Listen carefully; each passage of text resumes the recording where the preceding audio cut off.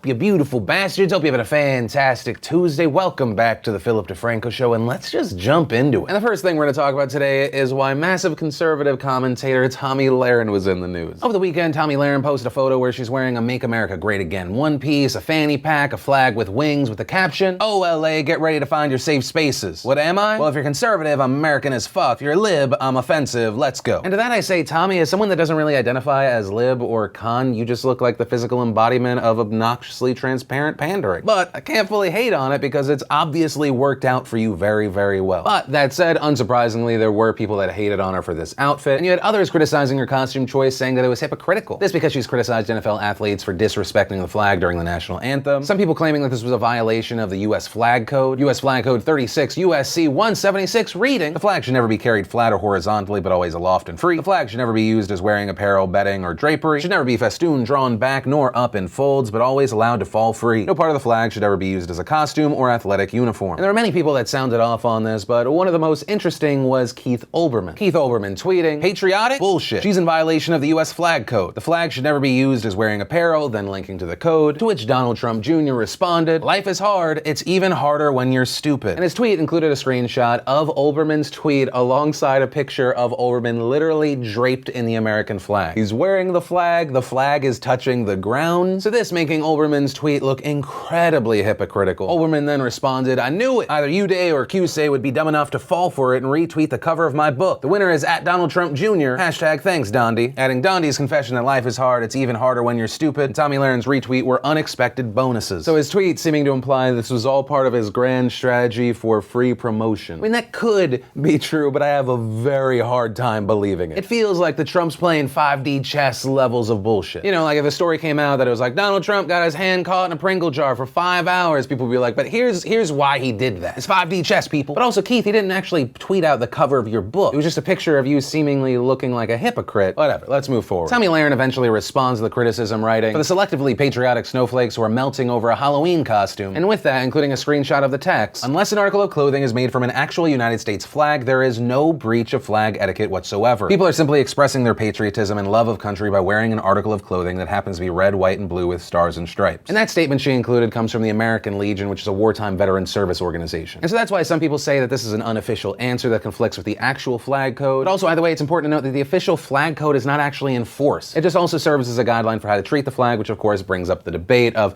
is it really the flag if it's not a repurposed flag and it's just a piece of clothing that has the stars and the stripes? And honestly, that's really the end of this story. And for me, this story is Tomi being Tomi. There's being patriotic and then there's being purposefully divisive. If she has this outfit, fine. But to say, if you're a lib, I'm offensive, I mean, that's just another example of someone making a blanket statement that doesn't help anybody. And I will forever love that Tomi Lahren's career is essentially yelling and calling people snowflakes for being offended by things, where her entire show is her screaming about things that she is offended by. But that's my personal takeaway. I, of course, would love to know your takeaway from this story. From that, I want to share some stuff I love today in Awesome. And the first bit of Awesome today is actually something I forgot to share yesterday, and that is the brand new trailer for Detroit Become Human. That's a new game from Quantic Dream, who of course made Heavy Rain, Beyond Two Souls, and I am just so ready for more of their Awesome. Then we had a rap battle between James Corden and Method Man, a battle that, if we're being honest, wouldn't actually really be fair if people were just coming up with things off the cuff, but the final product's still enjoyable. Then we got a fantastically well done and really interesting video from Crack. It's called Why the Cops Won't Help You When You're Getting Stabbed, and it just goes through this insane story. Then we got an awesome mashup of Stranger Things 2 with Ariana Grande. Then for you foodies out there, we got this really interesting video today from Thrillist about Minnesota wild rice. Never thought I'd be interested in wild rice. Actually pretty interesting. And if you want to see the full versions of everything, I just shared the secret link of the day, anything at all. Links, as always, are in the description down below. Then, in a quickie update around Kevin Spacey, remember how yesterday we talked about House of Cards? It's ending after season 6, but even though the show is ending and the creator of the series spoke out, the show is still in production. Well, today, Media Rights Capital and Netflix have announced that the production of the show is currently suspended. In a joint statement, they said, "We decided to suspend production on House of Cards season 6 to give us time to review the current situation and to address any concerns of our cast and crew. And so production is suspended until further notice.